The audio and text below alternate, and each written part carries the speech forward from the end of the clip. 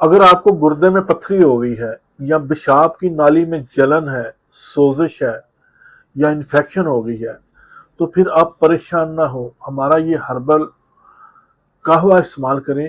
اس سے پیشاب کی نالی کی سوزش، انفیکشن، جلن یہ بالکل ختم ہوگی، اور آپ کے گردے میں جو پتھری ہے وہ بھی آہستہ آہستہ ریت بن کر باہر نکل جائے گی۔ تو آپ نے کرنا کیا ہے کہ آپ نے بکھڑا لینا ہے 100 گرام،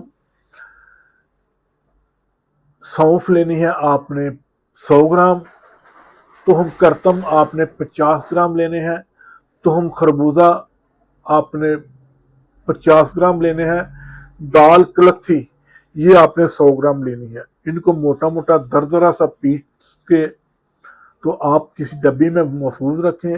1.5 کپ پانی میں آدھی چمچ اس سفوف کی ڈال کے اس کو اچھی طرح ابالیں۔ جب 1 کپ رہ جائے تو اس میں شہد یا چینی ملا کر استعمال کریں، تو آپ کے یہ سارے مسئلے انشاءاللہ چند دنوں میں ٹھیک ہوں گے۔